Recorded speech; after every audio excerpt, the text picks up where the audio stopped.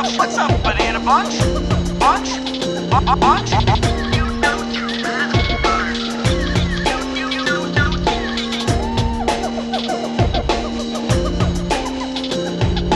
Welcome to the Jungle Gyms podcast.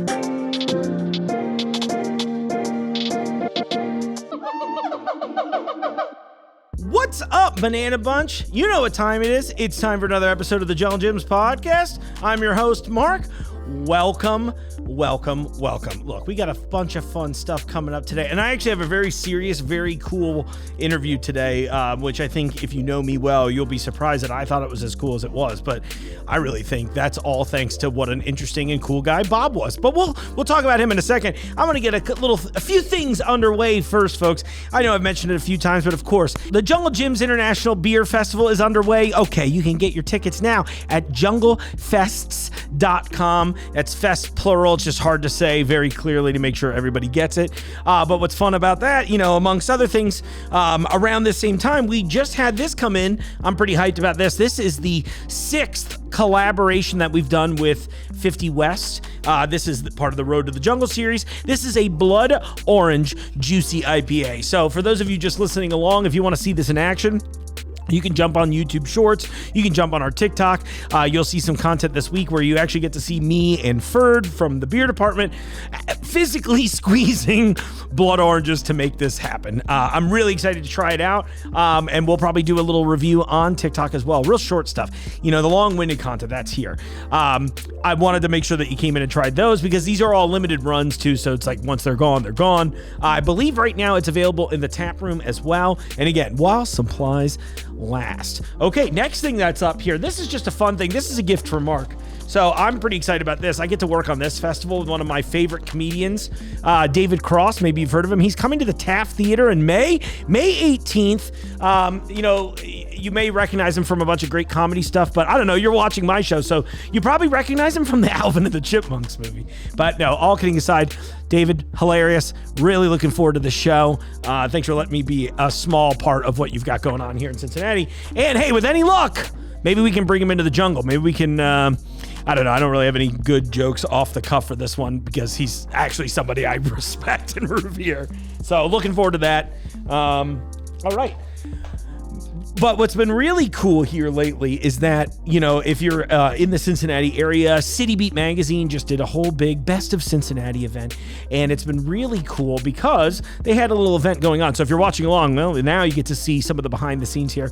But Jungle Gyms placed repeatedly. I believe we got 6 number 1s, multiple number 2s and 3s. And then I even got voted best comedian in Cincinnati. I got nominated I was 2nd place in best actor, best filmmaker. Just truly honored to be recognized. Oh, our TikTok account got number 2. That's pretty cool too. So anyway, Citybeat threw this huge event at the Phoenix downtown, and I got to go down there. And I thought it was fun because, there's a lot of samples, food, all kinds of stuff like that. But the best part, well, there's a few best parts. I got to check out some stuff here you can see. But maybe my favorite part is one of Citybeat's Best of Cincinnati award winners happens to be my barbershop, and they've got a little note here. So check this out for a second. How many pieces of pizza can I touch before other people? Let's find out. Hi, everyone. All right, I'm here right now with the best barbershop in Cincinnati, and they're shaving my neck.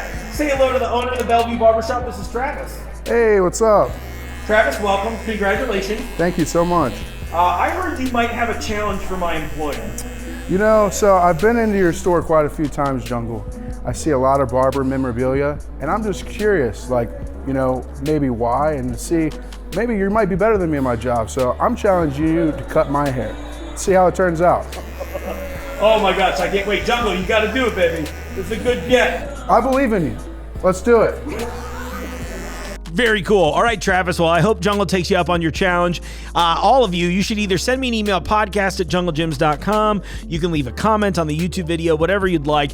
I want to know how badly you want to see Jungle cut Travis's hair. I think it would be hysterical. And who knows? That man is very talented. Chances are he probably knows how to cut hair well. So if he is good at it, maybe we'll just have to I don't know, maybe we'll just give him a butter knife to do it. Something, really kick the challenge up. Travis, you're going to regret this, but congratulations, all kidding aside, to Travis and Bellevue Barbershop and everyone else in Cincinnati who won an award, got nominated. And honestly, thank you to all of you who felt passionately enough about both Jungle Gyms and me to say, hey, they deserve our time, because I know these voting things, it's like, you got to vote for 20 people, and it's a good amount of work for you to support us. So I want you to know that at least we really, really, really appreciate the support and love as always. And we'll keep bringing it to you in the meantime. So let's talk about the big chunk of today's episode. So my guest today is a gentleman named Bob Pennington. Bob is a very decorated soldier. I should be clear. I don't know a ton about military things in general, right? That was just never my wheelhouse. I'm a musician and an artist and softy. So it was just one of those worlds I didn't learn a lot about growing up. But I can still show reverence, obviously, and interest in people like this. Bob was one of the first people on the ground in Afghanistan after 9/11. They made a movie about him. He's known as one of the Horse Soldiers. There is a monument to him and his team at Ground Zero, like the World Trade Center Memorial. But Bob led a team of 12 total. You can actually, let's just do this. This is even easier, really easy way for you to jump in. You can check out the movie 12 Strong. It's on Netflix right now. They made it about him. Stars Chris Hemsworth, and Bob's character is played by Michael Shannon, who's truly like an incredible actor. What a crazy thing. But no, Bob is actually coming into Jungle Gyms here next week as part of his Whiskey and War Stories events that he does. So he travels around the country, and they have a whiskey brand. Here's a fun note too, because I'll bring this up in the interview. The bottles are made and formed in a press that they use steel from the World Trade Centers to create the bottles. I thought that was such a cool little anecdote, and just it's crazy to think that every bottle that you buy of this stuff has really touched a very important part of history. Kind of incredible. Anyway, the point is Bob is going to be here next Wednesday, April 19th. There are still a few tickets available, so you should get on junglegyms.com right now if this sounds interesting. He's going to be signing bottles of their whiskey. He's going to be telling some stories. It should be a really cool event. And you know what? I'm just going to lead into this a little bit. This was such a fun interview because, for someone like me, again, like I said before, not super knowledgeable in that world. And so when I go into an interview like this, I'm doing a ton more. I always research my guests, but this is one where I was like, okay, I know nothing about this, so I really have to double down. And I'm always walking into the interview, and you'll probably hear me say this to Bob, but I'm always walking into these interviews like, okay, I need to treat this with respect and reverence. Like, this is maybe not the one time this is the one time I should maybe not be fully myself. But then I was totally wrong about that. Bob was super cool, really fun. You'll see, from the jump, we just jump in talking about jazz music and misconceptions. We talk about the filmmaking process. We talk about his experience in Afghanistan. We talk about the whiskey and how that all came about. It's a fascinating interview. Bob is an awesome guy. I'm really looking forward to meeting him next week, and hopefully all of you will join us here at the Jungle for that as well. So, no further ado, meet Bob Pennington. So did you walk into a paint factory? Yeah. I was really just trying to my watercolors out last night before this, and I just figured, you know what? He seems like a man who would appreciate art. So. Oh, yeah. It's awesome. We're already off to a good start. I can't wait. It's funny too, because everyone looks at me and they hear the background, or they know the background, and they go, "So you love country music?" And I said, "Well, you'd be surprised that my love is jazz and classical music." So it's so it throws everybody off. So I see your shirt as Miles Davis. You know what? I was just listening today. I got a record this morning. Well, I got this a few months ago. I was just listening to this great record that's Robert Glasper performing a bunch of Miles Davis tracks, and then they did a few where they are playing together, I'll say. You know what? I'm very excited. I could talk jazz all day. That's definitely my lane of expertise too. So this is fun. Oh, yeah, is this? Cool. Yeah, Chris Bodie is one of my favorite. And very cool. Yeah, and he actually plays some of Miles's tunes, and he's really good. Yeah, of course. Absolutely. I have this whole thing about virtuosos in general, right? Where like, and that's, I think, where my love, because I'm like, generally speaking, like jazz, I tend to lean more into like the fusion end of jazz. I feel like these days, I mean, I've just been doing a lot of Billy Cobham and stuff like that. I get really interested in the individual musicians and then just get so excited about this. Oh, I'm glad we get to start this by talking about jazz today. I'm like, oh, maybe I'll get some good. It's funny too, is because they changed a little. The old days I listened to Weather Report, and Weather Report was really good. They actually started a little bit of the fusion jazz and was very crisp. So it was one of my favorites. That's so cool. Yeah. So I've got a good rotation of them, Return to Forever, Mahavishnu Orchestra. I think we just became best friends. I'm not going to have you sign a bottle of the whiskey. I'm going to have you sign one of my jazz records. Oh, that would be awesome. That would be really cool. Oh my gosh. Well, Bob, this is a fun start already, but maybe, you mentioned you kind of teased at your background, but why don't you actually introduce yourself to the audience? Because I know I will not do as good of a job. Nice. Okay, so Bob Pennington. The background of me that we're leading to is I'm a Chief Warrant Officer 4, retired from the military. I spent over 30 years in the U.S. Army. 26 of those was as a Green Beret. I spent about a year as a Ranger in the 1st Ranger Battalion as well, and then infantry. Spent my time a lot of time in the Middle East and North Africa, and so that kind of helped me prepare for the big adventure, which was Afghanistan. Going into Afghanistan with I consider one of the best teams I was ever on, and one of the finest teams in 5th Special Forces Group based out of Fort Campbell, Kentucky, and that was ODA 595. The men were just absolutely fantastic to work with. We were very mature. 32 years old was the average age, which is really it's pretty old.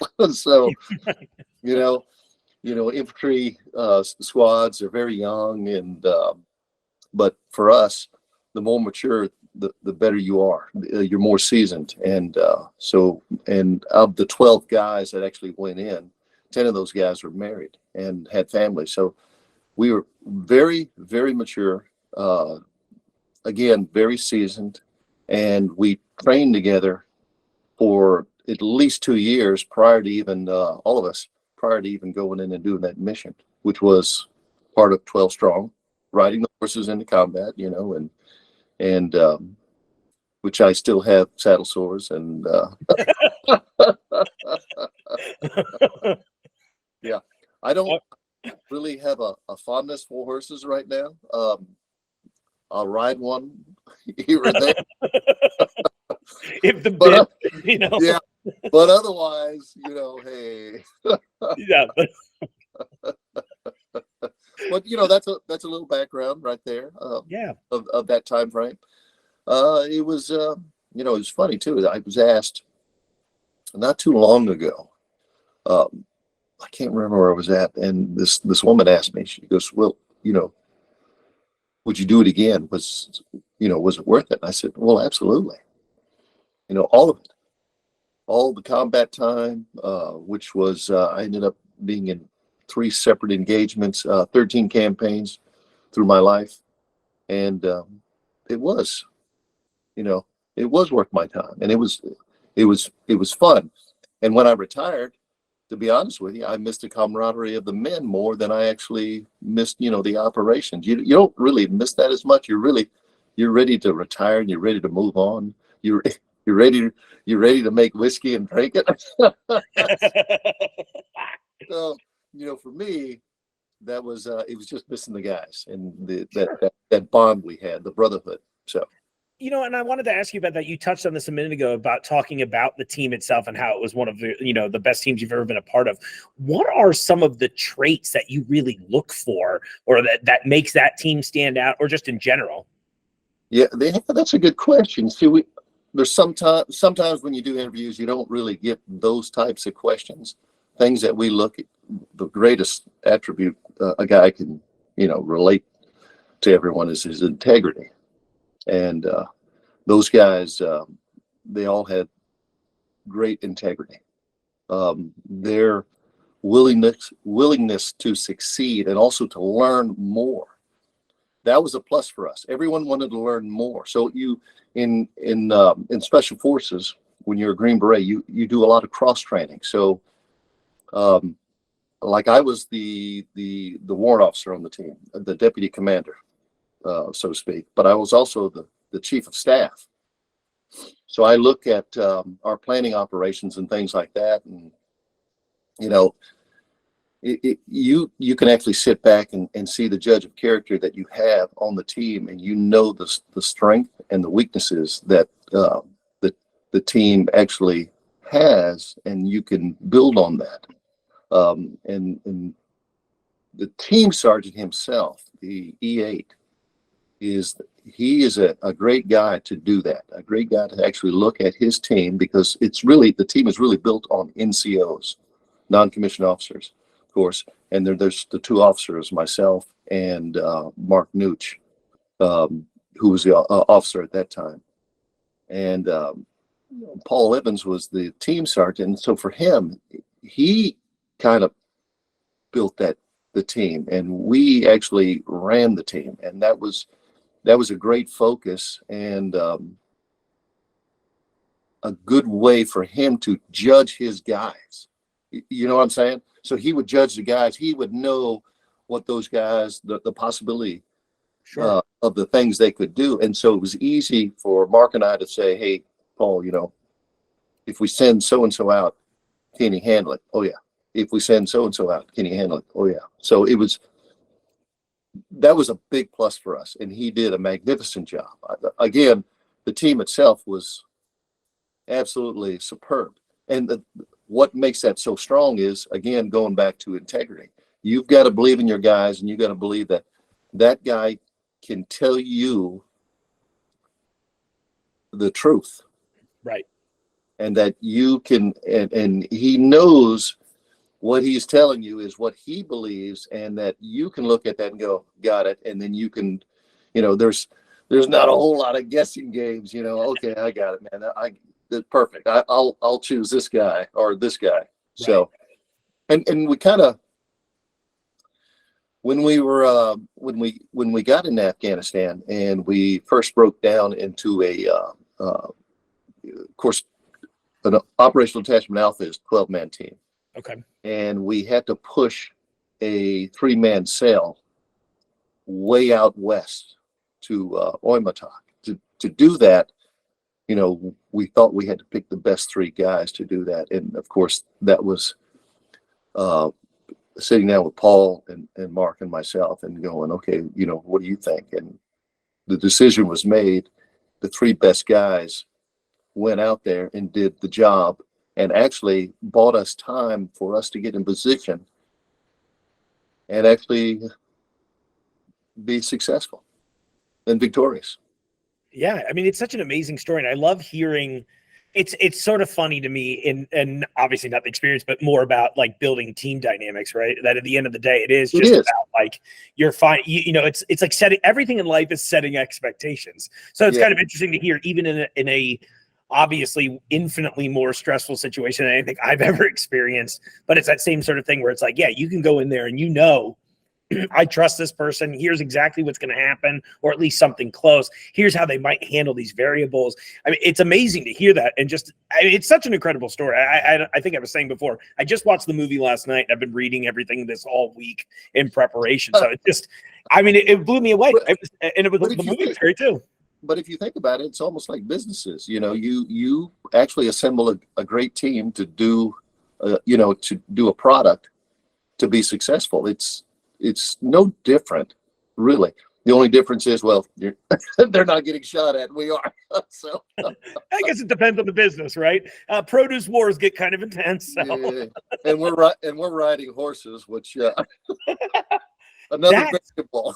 Yeah, that had to be just watching that scene and seeing it was like, okay, they're doing this all on horseback, and I kept thinking, I was like, that's got to make combat difficult. Obviously, traversing the environment a little bit difficult too. Oh yeah, Yeah. I mean, I had I named my horse Asshole because that guy, I wanted, if I could, I would have choked him out. I mean, he was horrible. He was, as I think Will Smith or Will Summers said, Will Summers said, my horse was bred with a werewolf. I mean, guy, he was horrible. It was just absolutely bad. He was very small. And the whole time as I was riding him, he tried to bite me. Reach back. And back, I have to say too, but the Afghans were small. They were small guys. They were probably 135 pounds. They may have carried besides their weapon, the AK-47, they may have carried 2 magazines that both of them were half full. That's it. So you get a guy, and back then I was probably 230.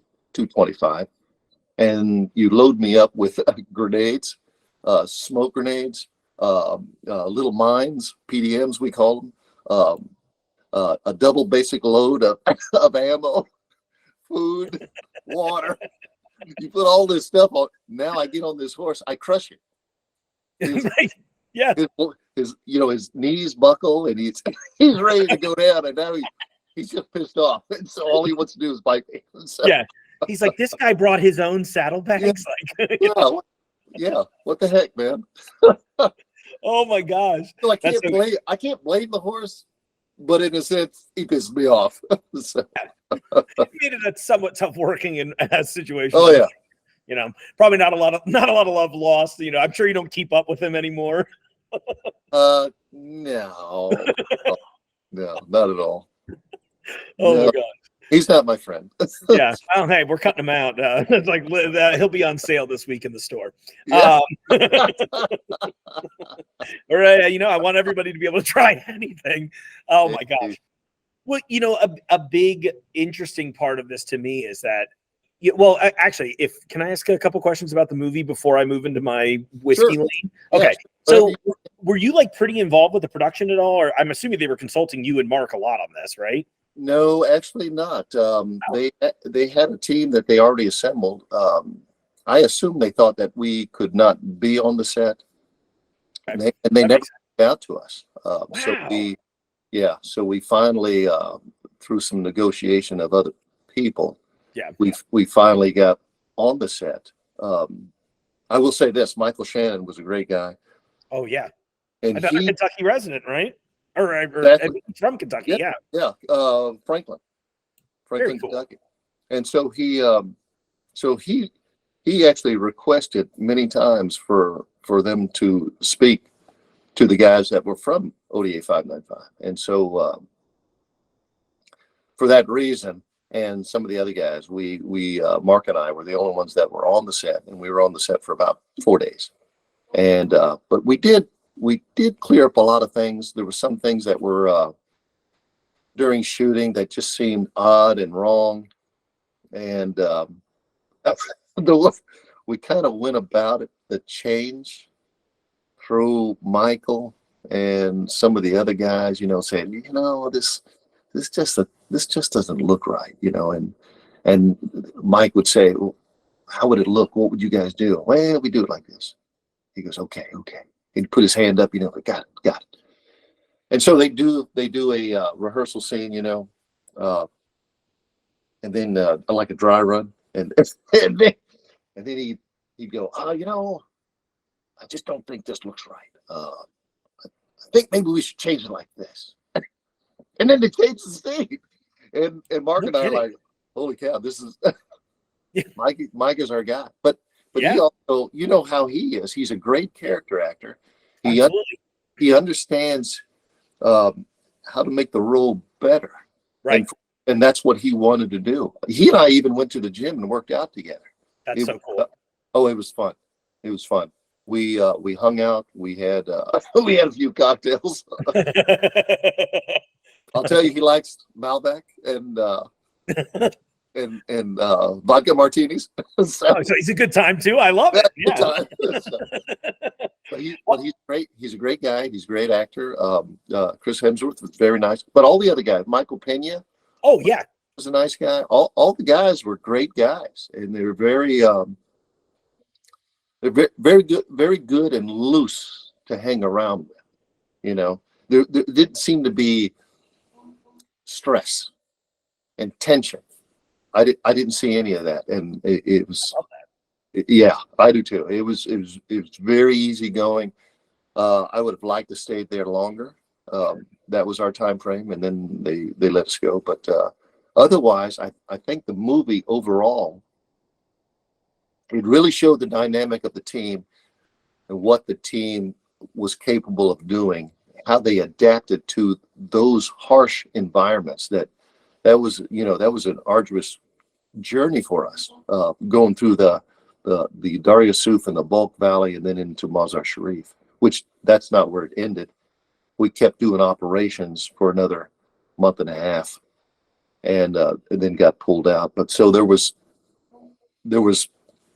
plenty to do, and again, to me, it was the pinnacle of my Army career, my Special Forces career.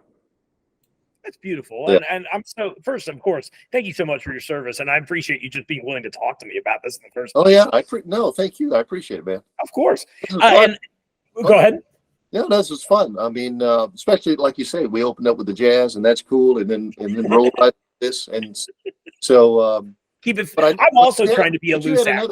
You had another question about the movie itself. What was Well, the short. So I kind of have 1.5. So one was. Would you say that the movie? I know obviously it's Hollywood, so there's going to be some dramatization of everything. But is it fairly accurate still? I mean, you mentioned the camaraderie of the team, and that was like the one thing I really picked up on the movie that I thought made that stand out to me compared to a lot of other like military focused movies, where I was like, oh, you can clearly see the teamwork. It felt like they really nailed that angle. That is great. Nobody says that. I've not heard anyone during our interviews say that, and you are absolutely right. That did show how. No, that's fantastic. It did show how very tight knit we were. We were a close knit team and very focused. But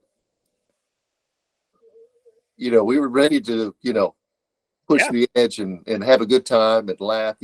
You see certain things on the battlefield that other people would take note of and kind of turn their heads, and then we look at it and just kind of shrug our shoulder and kind of give a little smirk and go, yeah, I wouldn't do that again. Things like that. Mondays, am I right? Look, here's the thing, face it, combat at its peak is idiocy. And you find yourself I love it. And you find yourself in the weirdest predicaments, but you are able to, through the grace of God, in my belief, come out of it alive. And then you think about it later on, though, like months later or years later, and you go, man, we were lucky then. How did we get out of that? It was, but that's how I see some of those actions. Yeah, it's beautiful. And I love that everybody came home. That was like going into it, I tried to go in sort of blind. I mean, as blind as I could because I was reading your bio and everything leading up to it. And I was like, okay, I should watch the movie.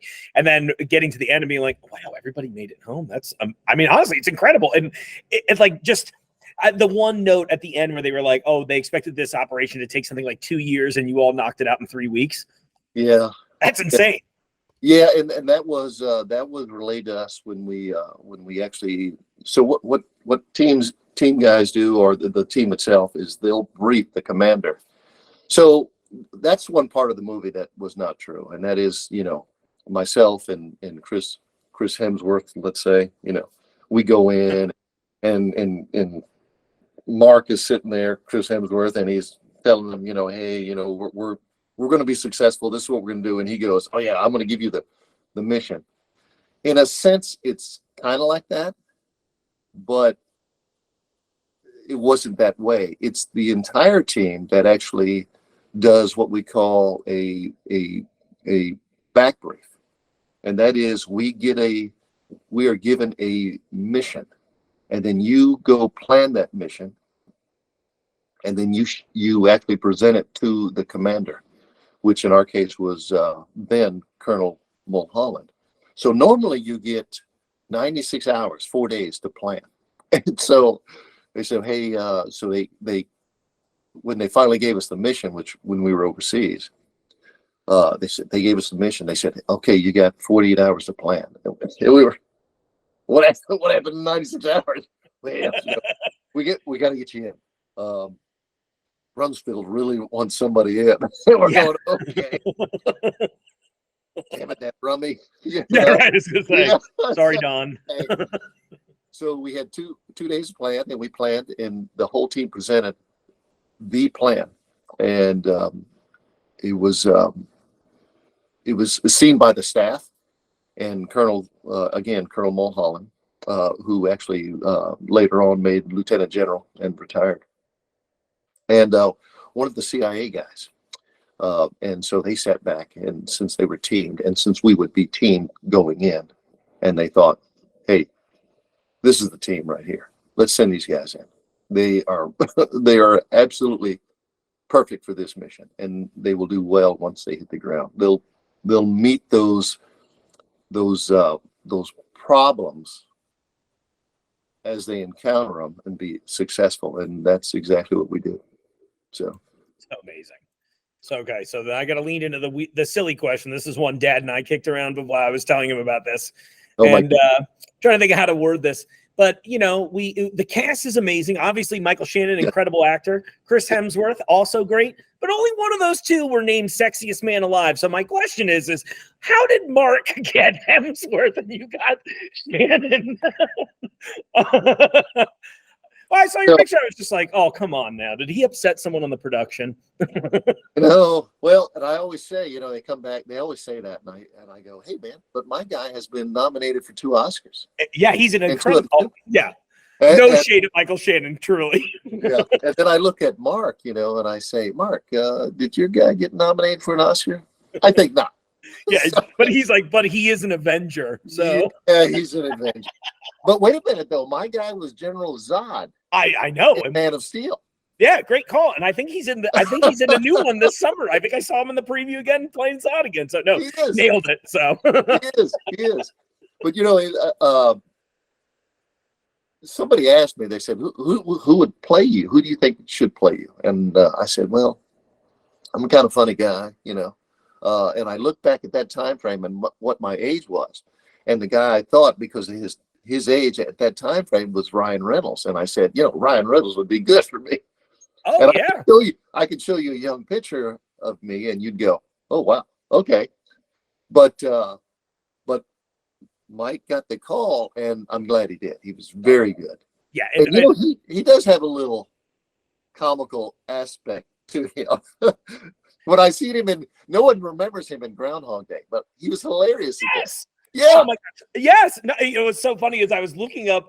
So when I was like, okay, do you think, because look, and before every interview, especially when someone I don't know, I'm like, okay, can I get away with making this joke? And so I felt comfortable from the jump, thankfully. So thanks for letting me do it. But no, looking up, I was just like, oh my gosh, I forgot about him in Groundhog Day and like Bad Boys 2. And there was all these great roles he had early on. And he has that kind of like wiry, funny thing. But you know what I see too? Is that kind of like our jazz conversation earlier? At first glance, for both of you, I don't think anyone that doesn't know you is going to go, "Oh, he's funny too," because of your background, right? Like, there was that thing leading up to this. I'm like, "All right, Mark, be very hyper serious about this. Don't let loose." You know what I mean? And then finding out that I was like, "Oh, cool. I didn't need to be weird about that." And also, again, I know it's really cool. And yeah, obviously, definitely just kidding about it, but I had to bring it up because I was like, "Oh, that's so great." And Michael Shannon's like one of the greats, Oh yeah, that guy he's got to be one of the best character actors ever. Yeah. And what was the movie he just came out with? They say he might be nominated for an Oscar for that one. I don't think I've seen it. Maybe I can. Let me see what he's. I'll pretend like I'm not looking him up in the background right now. Yeah, I don't. It wasn't the one that. Maybe that was. I know he just did that George and Tammy Wynette movie.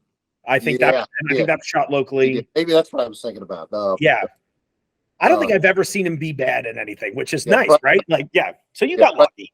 or something like that. Yeah, it was That's something like that. Yeah, he was so good, and it's funny. Everyone comes up to me, they say, "Hey, George," and I look at him and go, "I'll take George. I like George Jones. He was a good guy." Yeah, of course. Oh man, that's so cool. Well, thanks for letting me grill you on the movie. Thanks. Let's talk a little bit about the whiskey too. Like, how did you go from this to diving into the world of whiskey? Oh yeah, that's kind of a wild ride too. Yeah, well, it all started with actually the CEO, the COO, and the CEO's wife. So John Coco, CEO, Scotty Neal, the COO, and then Elizabeth Coco. And they actually went on a trip to through Yellowstone, and they were just trying to get away, to just get a break. Now, Scotty Neal was in fifth group with me and Mark, and so he actually served with Mark in first battalion. They were all part of this what we call the CIF, the Commander's Extremist Force. Good name. Yeah. You can only imagine that one. So okay. And so they had served together, and of course Scotty got out. He was tired of it, and he went on to do charity work. And he actually got out about the same time, and then Mark went off to do some things, do contracting work, and then about 2015, 2014. Scotty and our 2015, Scotty and Elizabeth and John and some other guys, they went on this trip, and they went through Wyoming, and like I said, the Yellowstone, did all these, just tried to get away, just get a break, and just kind of calm down. And as they were going through there, they decided, let's make our way through the Yellowstone pass, and then start just hitting these distilleries, because they'd seen this thing about distilleries. And so they started hitting all these distilleries, because they said, come on in, tasting's free.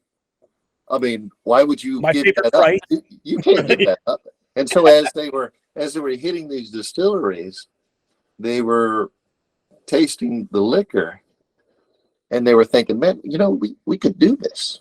We could come up with a distillery. We could come up with good tasting bourbon. And so they so they decided, hey, let's take our chances. And of course, Scotty goes, well, if we're going to do this, we got to do it like this. We got to do it like this. And Coco's the businessman, and he's very smart. And he goes, yep. And so he was already looking at capital investments, how can bring in money, and then he's the game changer, basically. And then as we started building on this, they called Mark and brought Mark in, and then they brought me in, and this was all around 2015. I was still in. I had not retired, and I was going to retire until 2016. So when they contacted me around 2015, they said, hey, Bob, we were thinking about this. And I went, hey, can I drink?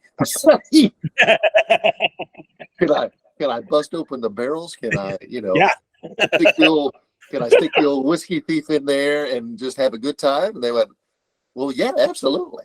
And I said, well, then I'm in, and so it kind of started there. And all this kind of circled around a documentary called Legion of Brothers. Okay. And if you watch Legion of Brothers, you'll see me in there. You'll see Scotty in there. You'll see a glimpse of Coco at the campfire. You don't see much of him, but you'll see him in there. Mark will be in there talking, but it's you'll see the entire 595 team in there, except for Bill Bennett, who we lost in Iraq in 2003. So that's kind of how it started. And and then 2016 we started barely, and putting in a whiskey that that we like, the taste that we like, the mash bill that we like. We all love wheated bourbon because wheated bourbon is very sweet.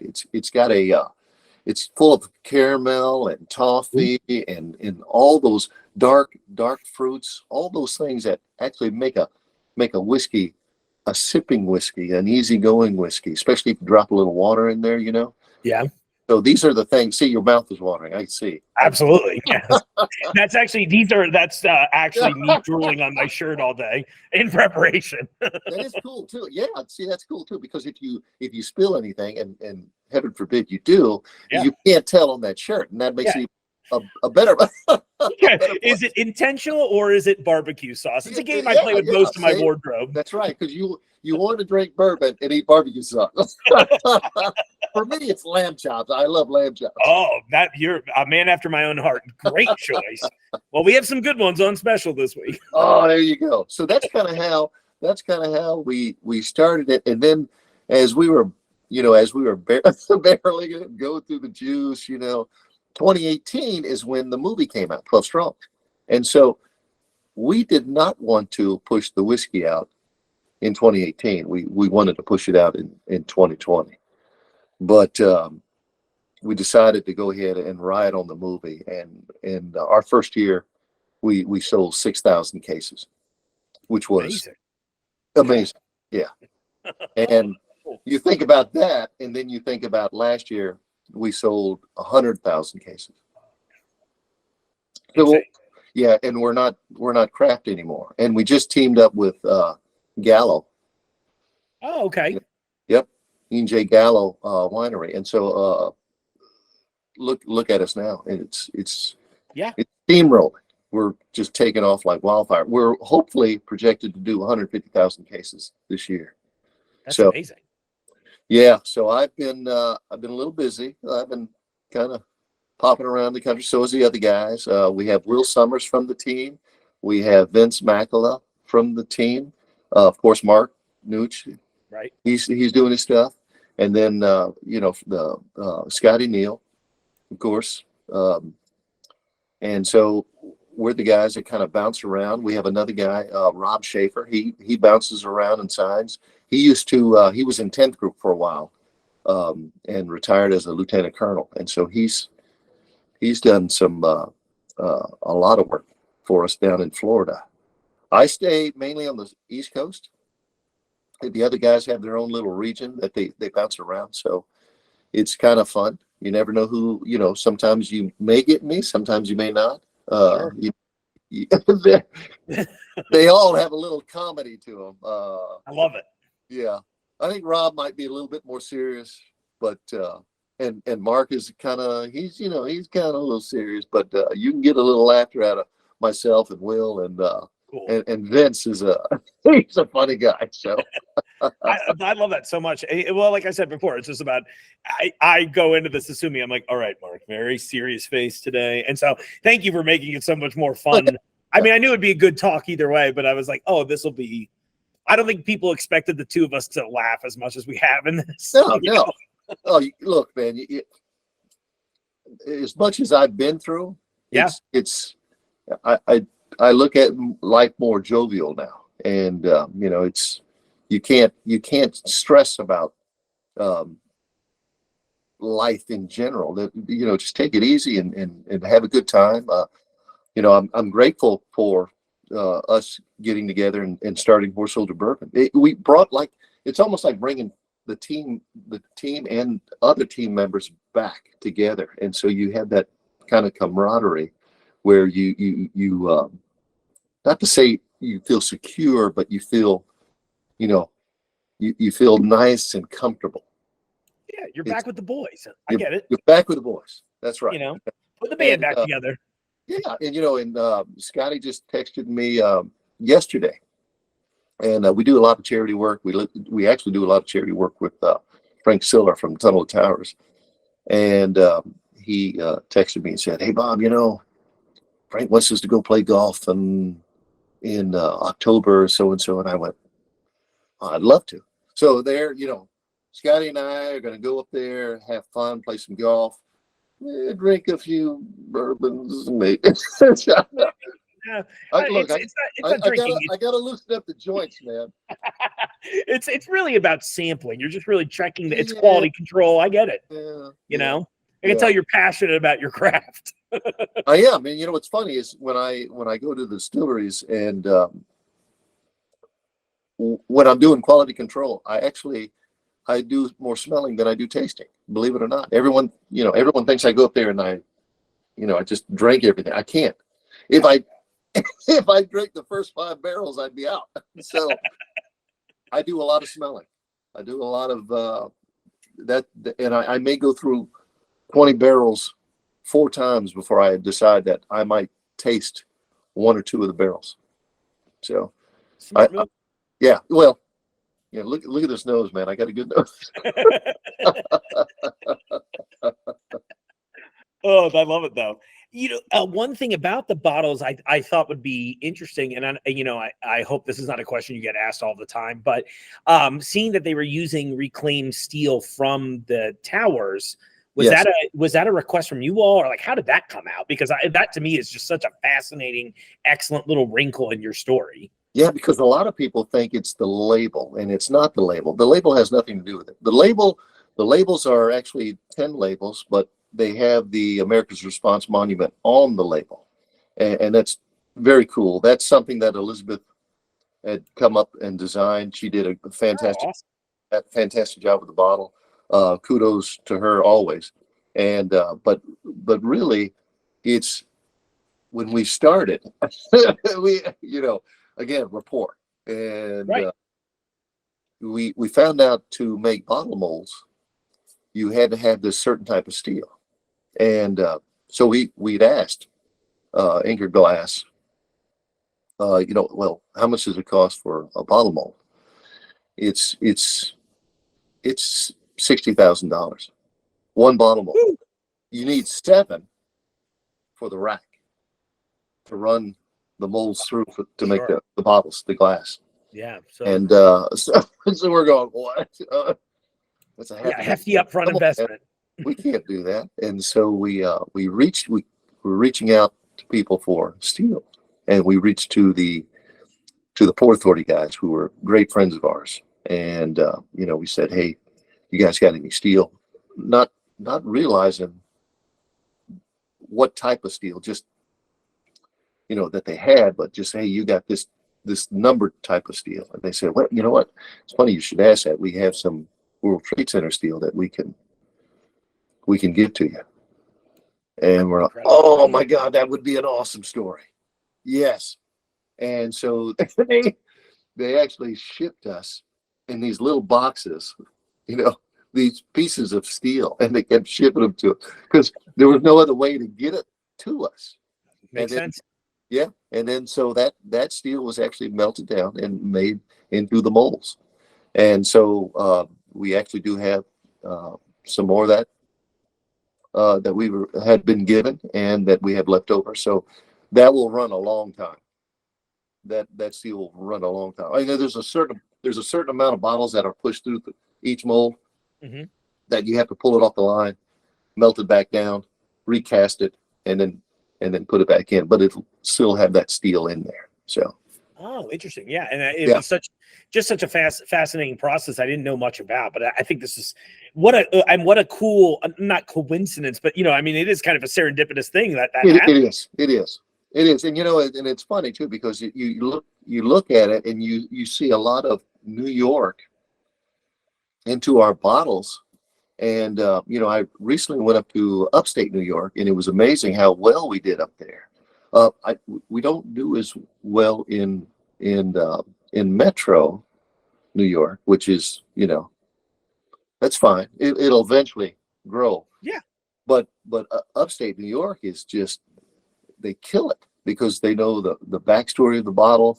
They know the America's Response Monument. They're proud of all that, and so they're very in tuned with what that represents.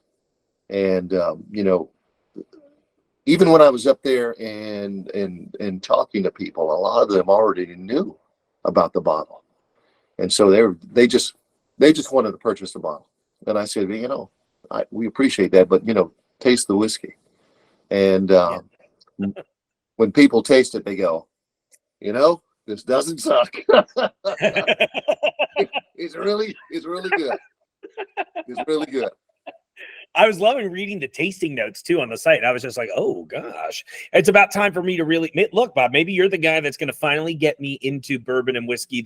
I've been living in Kentucky now for like 15 years. I really don't have any more excuses left. And you know, and some of those notes, I created some of those notes with Hunter Preacher, who the guy is fantastic as far as the nose and the palate. And so we did a lot of the tastings, and then we actually came up with some of the notes. So that's so cool. Sounds wonderful. Oh yeah, it's the funnest part of the. Yeah, I'm sure you're like, I'm getting Pola on this one. You know, every sip a new flavor. You know, well, and, you know, and here's the other thing too. When I do a whiskey and war story, and when we do those things, we talk about the brand, and we talk about our portion of the war story, whatever we did, especially riding the horses and things like that during that time frame after the 9/11 attacks. That's what's really, you know, it's in tune to. And then you know, you sit there and you tell these people, hey, this is what my nose picks up. This is what my palate picks up. You may not pick that up. I am fine with that. But I'm not going to sit here and be the wine snob and say, well, you really should get this. I don't believe in that, Mark. I just, you know, hey, yeah, because some people may not pick it up. But what I'll do is I'll as I'm speaking to some of them one-on-one, I'll say, hey, you know, you get the notes of butterscotch. You smell coffee and taste it. And they look at me and go, oh, I get it now. I said, well, there you go. But otherwise, no, they may get something totally different. You know, they may come up to me and say, Bob, I get apricot, or I get, okay, that's perfectly fine. Yeah. Yeah. We're all tasty. We're built a little different. We're all built though. Yeah, we're all built differently. Yeah, you know, the nose and the palate is totally different. So that's so cool. Well, you know, I spend enough time around some of the sommeliers we have in the store. It's always interesting to me to be like, you know, it's one of those things that I know this has been the case for me personally, where sometimes I can't necessarily articulate all of those notes. But then when someone else puts they give you that lens to view it through, or in this case, taste it through. Yeah. Okay, that was that indescribable note. Oh, you're right. It does taste a little like there's a hint of vanilla here, or, you know, I'm getting a little taste of campfire or whatever, you know what I mean? Whatever those notes are that you pick up from the barrel. It's such a fascinating end to me. So now I'm actually really, really excited to try your whiskey. Yeah. And you know, there's a way of going about it. You know, you nose and then you taste, and then, you know, you heard of the old Kentucky chew, smacking your gums. I don't particularly do that, but I think the best way to do it is what I told you earlier: is smell again,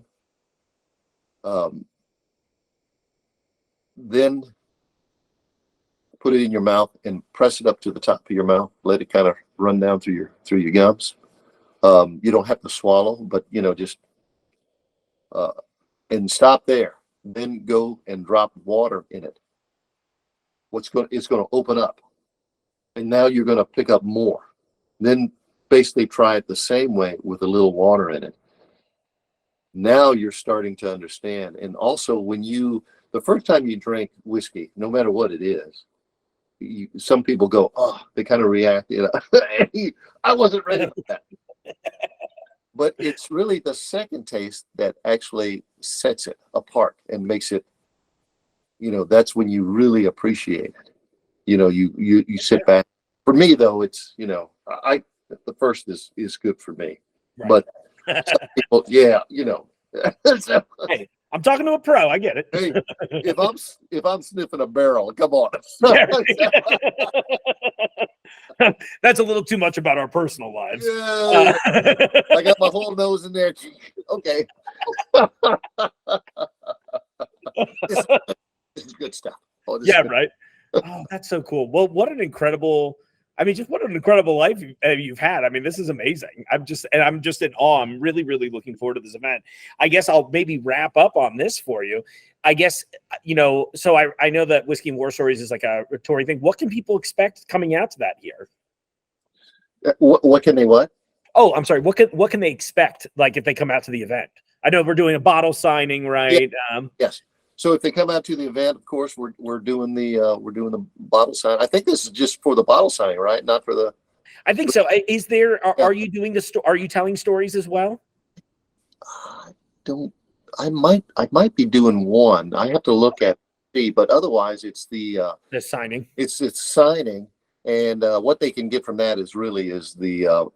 I will tell stories while I'm signing bottles. A lot of people ask me that as far as how was it the movie, was it accurate, just like right.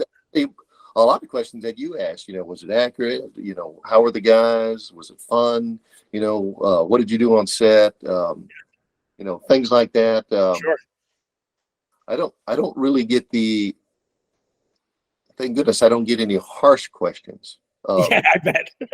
Yeah, because you're always ready for that. Hey, what's it like to right. Like, oh gosh, okay. Here's my answer. Talk to a therapist, sir. Let me sign the bottle. and I look at him and go, no. I had that question asked once, and then I've never had it asked again. I don't even know why I got that question asked. It's kind of weird. One guy, his or her husband said, "Don't ask that question." Yeah, I mean that sounds. I'm stammering because I'm just like I can't even imagine thinking like, all right, let's leave with that today. You know. Yeah, but otherwise, it's we get a lot of questions asked of us, sure. And it's fun, and we it's good to interact with the people. It really is. They'll realize that we're just simple guys. We're not Madison Avenue. Right. We, when we first started, we were putting the labels on the bottles. You'll if you go back and find the old bottles that we put labels on, you'll know mine. They're all crooked. I got to find one of those. That's what I'm looking for now. I couldn't get that little jig to work right. So and I'd look at it and go, oh my God, it's crooked again. What's going on with it? Right. I've always outsourced that job. Like even when I was a kid with toys, I'm like, Mom, you're going to have to put this on here. I know I'm going to blow it. So yeah. Thank God we do that now. Oh my gosh, Bob, this has been an absolute pleasure. I really, really appreciate you taking the time to do this with us. And I'm going to spend every day until you get here finding a horse for me to ride into the event. So yeah. I know. And unfortunately, this is the type of place where I might actually be able to make that come true. So hopefully not. Wow. Yeah. I just wanted to end on a strange note. That is a strange note. Oh gosh. Remember, get a big, docile horse and you're good to go. Yeah, right. I was like, I've been eating pretty good lately. I definitely need one that's not buckling under my weight, preferably. Well, here's what's funny is I rode a horse in New York last year, and he was not a happy camper. The crowd actually, the crowd got him excited, and then started holding the reins and keeping him at bay.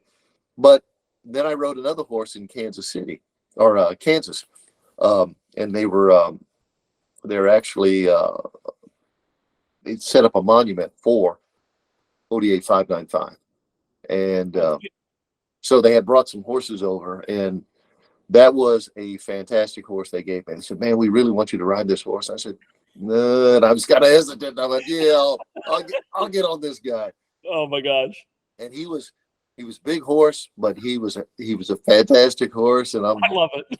I'm riding him around, the courtyard, and he's, I'm thinking, man, I wish I had this horse in Afghanistan. Right, exactly.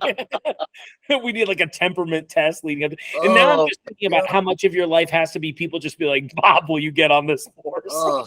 What an odd experience. Oh my God, you know it, man. We'll have to get together. We'll have to talk jazz.